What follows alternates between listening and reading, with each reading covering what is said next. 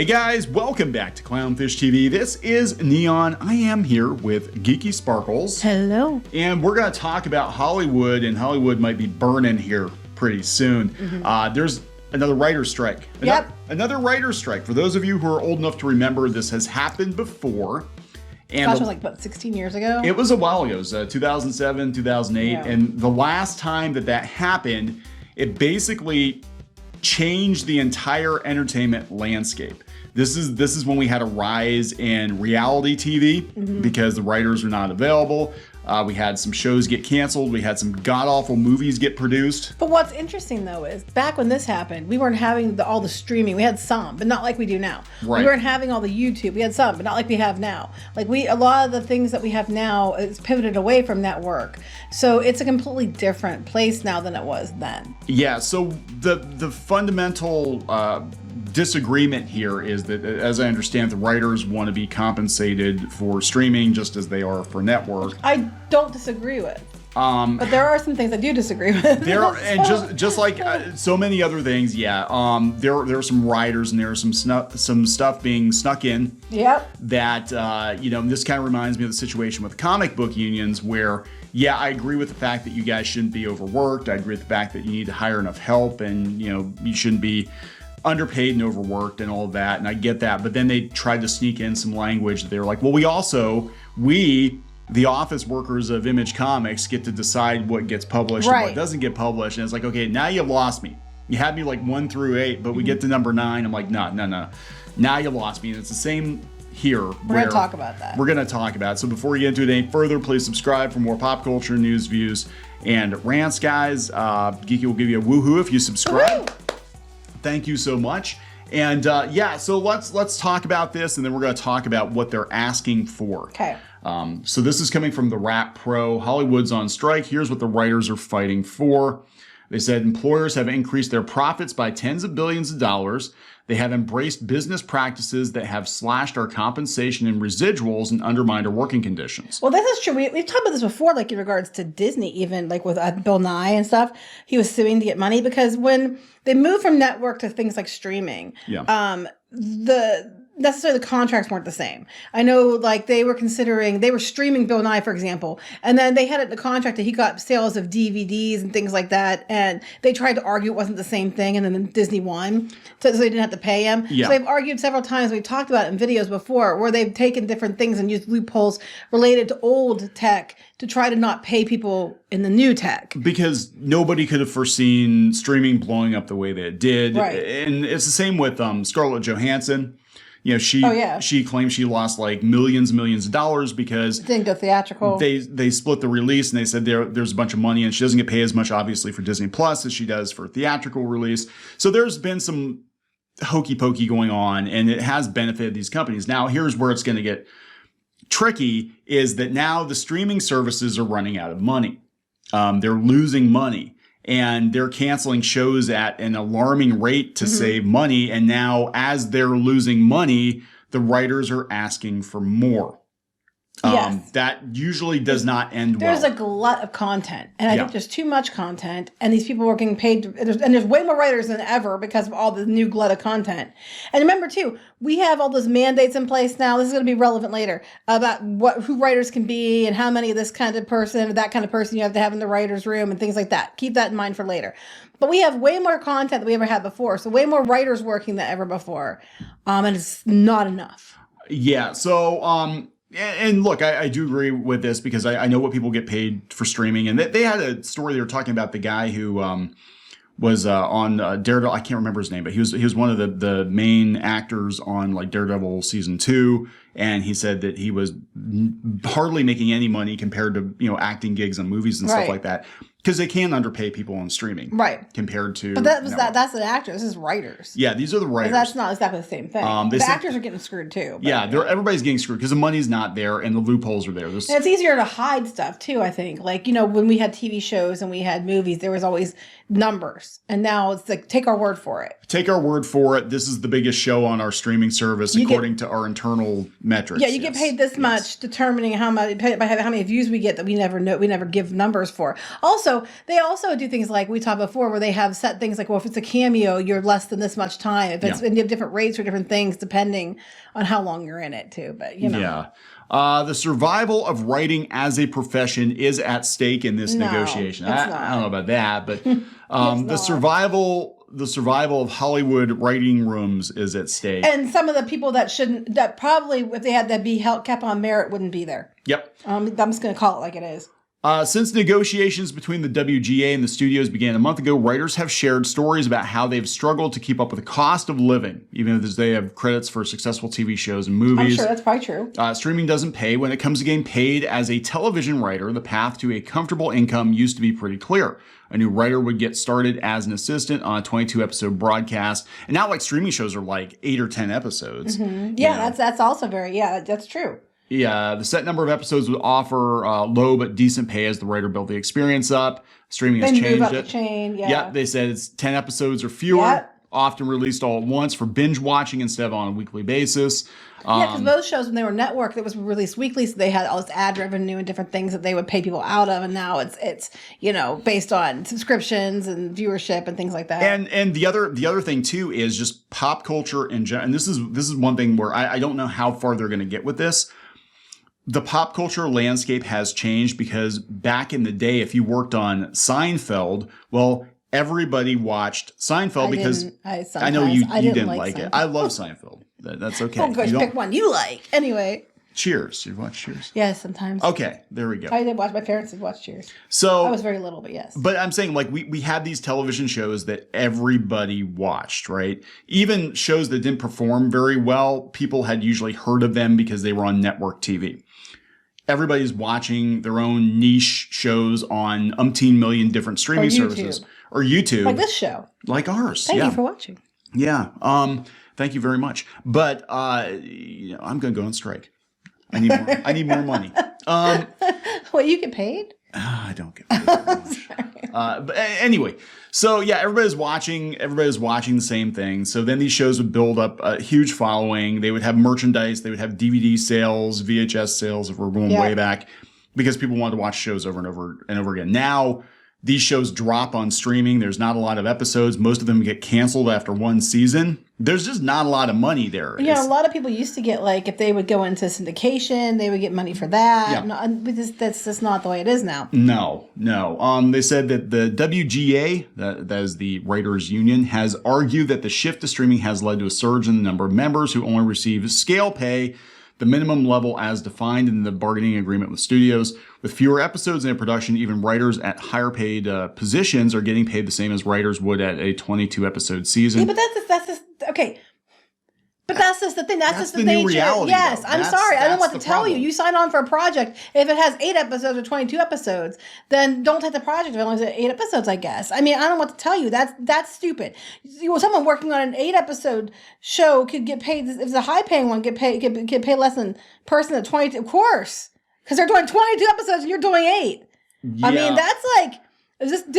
Common Course failed America, I guess. I don't know what to tell you. Well, here we're going to get to the part where we disagree with them. We're going to pull up this article from the comic this is book. Bullshit. Comicbook.com. Now, here's the problem. Again, they're going on strike as Netflix and Disney Plus. And everybody's cutting. Everybody's canceling shows. Netflix is brutal right now. They got rid of their entire blog like right out of the gate. They're like, yeah, we got to rein it in because we're producing a lot of content, but maybe only 10% of that content is actually doing anything for us. Some of the content that's performing isn't even from here. It's from like Korea and places like that. Well, here's what I think is probably going to happen. What's probably going to happen is if you are difficult and the money's already tight, they're going to be like, fine, then we hire non-union writers to write our stuff, or we import it. Well, wait, but it gets better. Wonder what else they're asking for? Okay, let's tell you. Needing more money because maybe the rates have changed the last 16 years. Okay, you understand that. That makes sense. Okay, I'll give you that one. So here's what could they possibly ask for that we would be like, no. Okay, here's what they're asking for. So they said that other points include general compensation with the Writers Guild for higher wages all around. Okay. and regulating the size of a writer's room in an attempt to help keep more writers employed. So where a writer's room on a show might have had 5 writers, well, they want to have like 10 writers. And remember, there's all kinds of caveats in place now that you get punished for in Hollywood if you don't do it, where you have to have certain diversity hires in certain categories. So some of these shows are doing shit because they're too agenda pushing.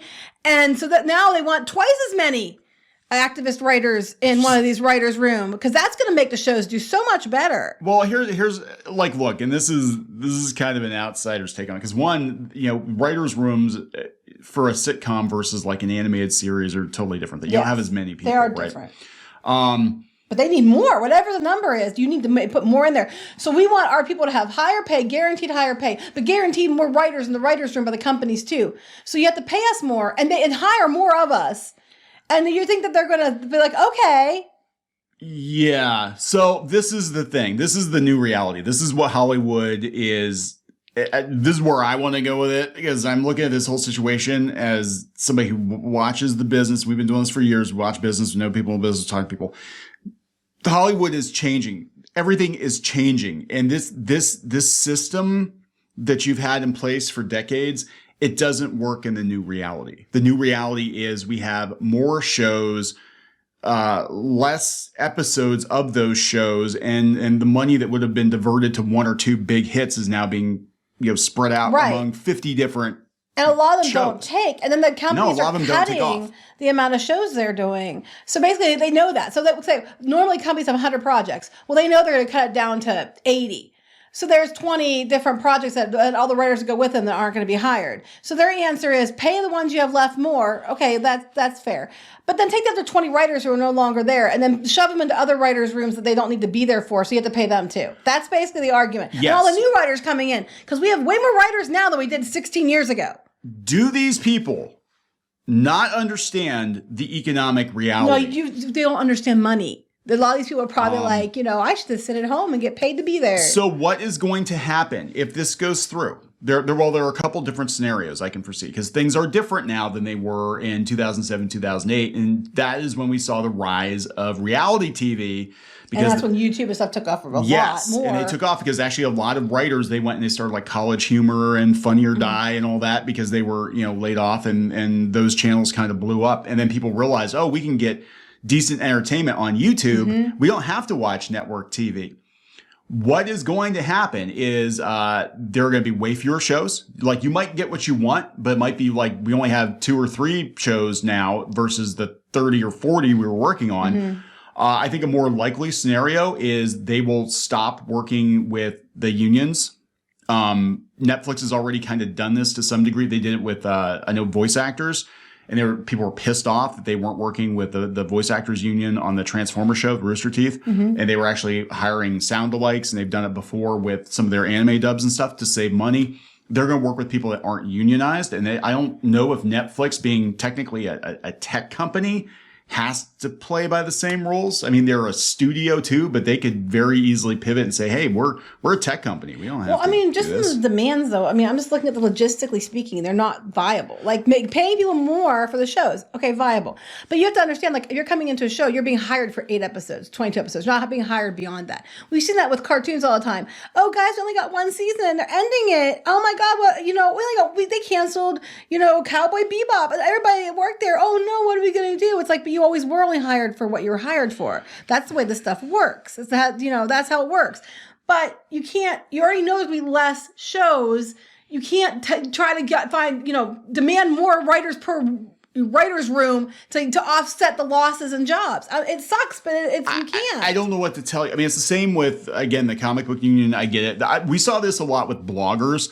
These blogs were failing. The ad revenue was down. So what did they do? They unionized. Writers unionized because they knew they were going to get laid off. And I have to wonder on some level if that isn't going on here. Like, they know that they're looking at this as like, oh my God, Netflix is canceling all these shows. Oh my God, Disney Plus is canceling all these shows. What are we going to do? Well, let's go on strike and make sure they have to hire us all. They have to, or make sure more money too. Yeah, or at least we all get parachutes. So if they lay us off, we get 6 months of severance or something, or whatever. And I don't think it's going to go the way they think it's going to go. No, and because I mean, it's not just asking for more money, which is fair. It's asking for more money, and now that you have so many more writers, that everybody gets work, and it's like, no, you can't demand that. Yeah, and you know what their biggest shows include shows like Squid Game. So you know what they're going to do? They're going to get more Squid Game. They're going to get more Squid Game. They're going to be like, yeah, you know, one Squid Game is worth about 30 or 40 of these, you know, activist-driven shows, and a lot of them they've canceled already. We don't need to deal with the unions. We don't need to deal with you. We'll just import our stuff from Korea. We'll import our stuff from other countries, and we'll make it popular here. And because we'll just push it to people. And then I'll be there because I watch Korean shows all the time. Well, that's what's going on in animation right now. All these animators are complaining. I'm seeing it on Twitter. They're all complaining like, oh my God, there's no 2D animation anymore. Oh my God, what do we do? I'm like, I think you guys basically put yourselves out of work. You put yourselves out of work with all the freaking drama, coming up with show ideas that Tumblr cartoons that weren't going to be successful. Yeah, they didn't perform, so there's no incentive for a Netflix or a Cartoon Network or whatever to greenlight another one of these Tumblr shows because they're not going to sell anything.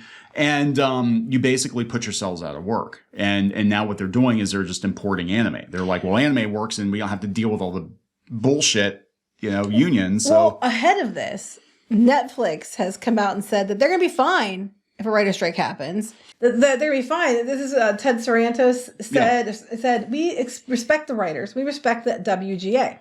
We couldn't be here without them. We don't want to strike. The last time there was a strike, it was devastating to creators. It was really hard for the industry. It was painful for local economies to support production, all true. Yep. And it was very, very, very bad for fans. We want to work really hard to make sure we can find a fair and equitable deal so we can avoid one. You know, and no one wants to see the strike happen. But, you know, some of the things you're asking for, I think, are fair. But there are other things that, I mean, with companies cutting back, there's no way they can go along with. Right. So they said, as a result, if there's a strike, no problem. Barely an inconvenience. We have a huge, large base of upcoming shows and films from around the world. What? We could probably serve our members better than most. We do have a pretty robust slate of releases to take us into the long time. Oh, so it's almost like Clownfish knows what they're talking about. I literally just said they will just replace you with international shows which are actually performing better than the shit you're writing. He flat out said so. He's like, we would hate to see this happen. So, you know, we really would hate to see it happen because it does devastate the economy locally. But we're going to do what we have to do if we can't reach an agreement. And we're set to go. We're good to go. Probably we learned last time. And unlike when before, everything was reliant on networks and network TV, and there was more power to the writers. Right. Now there isn't. I mean, I feel bad. I legitimately feel bad because there are really good writers out there who are going to get caught up on this. There's a lot of people that are shitty writers that are activists pretending to be writers that I really don't give a fuck where you end up. But a lot of these people that are out there that are good writers and do good work might get caught up in this. And I don't want to see anybody, and I don't want to see the economy that's supported by this, people that have nothing to do with it, get hurt either. But it was never sustainable. It was not going to be sustainable. No. Especially now that everything's being cut. That's what blows my mind. It's like, I mean, this is the mindset of these people. It's like, hey, you're lucky to have a job. Let's ask for more. And I understand if you're being used and abused by your employer, and that does happen sometimes. I mean, look, I worked through the 2010 recession. I know what happens when they let people go. You're expected to do more. But then the flip side of that is, at least I still have my job. You know, at least I still have an income. And some of the people that are writers, I mean, it's possible for some of them that if it turns out it doesn't go the way they want, and they are getting stuff cut, which is going to happen no matter what, maybe they have connections in Hollywood from doing projects. Maybe there's other jobs they can temporarily switch to, you know, and still stay in the TV and film industry or streaming services and work something else temporarily until they have room for them again. Things like that. So you're not like without anything. What is going to happen? Yeah, because Netflix, they're going to lean into, look at some of their biggest hits, reality shows, Dave Chappelle, comedy specials. Again, they don't have to work with the writers. Squid Game, international stuff, anime, right? If I'm on Netflix, I'm only watching the international stuff and anime. There's a couple of shows that they've come out that I've liked that were shows that are written and done here. But a lot of what I watch isn't from here. Yeah, well, some of it's from the UK even. Some of it's from, and they're not dealing with the unions.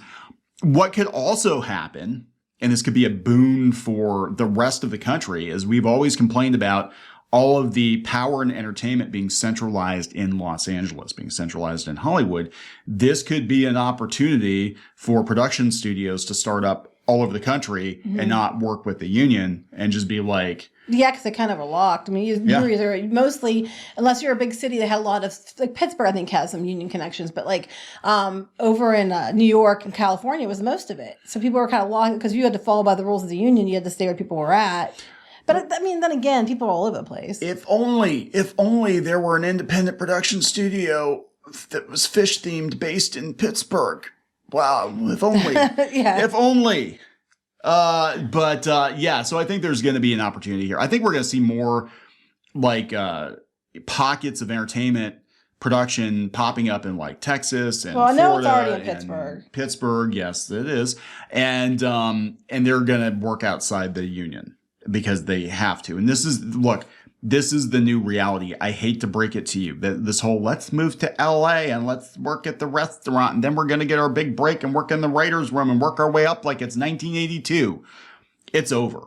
Like that reality is over. And you sure as hell can't demand that they hire more writers. No. They're already cutting stuff and we need 5 writers. Okay, but you, by our new demands and by the contract we agreed to, you have to hire 10. You know, no, at a higher rate. You have to hire 10 at a higher rate. Make sure you hit all these check boxes. Right, too, and you have to guarantee them so many episodes and everything else. Yeah, and if you fire them after 2 days, you got to pay them 6 months of severance or something. Well, it's California, probably. Yeah, so I'm like, I think what's going to happen is these companies are going to move their productions out of the state and be like, you know what? They'd be smart too because it's very anti-business over there. What? It's anti-business. Like Disney's Florida? There too. Oh my God! Yeah, they're one of the biggest problems. Disney was all going in on the anti-business California when they weren't allowed to open. This is gonna be really interesting because Disney actually does have a lot of reality TV. Like they have that Goonies show coming up and all that. Isn't it like a reality show or is it? I'm trying to remember. Or wasn't it like a school? Or is it a? Is it? I thought it was a reality show about a school production of the Goonies or something. Oh, was that them that was doing that? Yeah. No, I think that was written and scripted. Oh, whatever. They'll just make it reality now. We'll make everything reality. We'll just do Stranger Things. Oh my God, we'll have the Stranger Things game show and we'll just like go get a bunch of random teenagers and lock them in a room. And I keep joking with Squid Game because when we take trips, car trips places we have to go to drive them things, it's very entertaining to listen to the conversation. That we should just tape the conversation and make it like a whole podcast or show, just us talking about the weirdest stuff we talk about driving to places. Yeah, that's unscripted. It'd be R-rated for sure. This is unscripted. Yeah. We're always unscripted. We're just making this shit up as we go. But no, I think they're going to blow themselves up. There is no... Like, there are so many options right now compared to 2007 that the back then it was so, and even that was so much more than it was 20 years before that. It's so limited compared to what's available now, and people now there's so many different things. Like you said, it used to be like there's only a few things people watch. Everybody watches the same things. Now there's just so much that a lot of times they have it's more niche for who watches what, except for a few breakouts. Yeah, and you can't hire 100 writers when you used to hire 20 to do, the shows that maybe only 2 of them will be breakout shows. This is it, man. You guys are living in a totally different time. So we'll see what happens. But yeah, it sounds like Netflix isn't going to play ball. You had me on the pay increase somewhat, but you lost me on the other demands. Yep. So good luck with that. We'll see where things are at in a year. We'll be watching a lot more Korean shows, a lot more Clownfish TV. A lot more Clownfish TV, right? All right, we're going to wrap it up. Yep. Please subscribe for more pop culture news, views, and rants, guys. We'll talk later. Bye. Help support the channel. Go to thereef.support and get early access to podcasts, videos, and other content. That's thereef.support.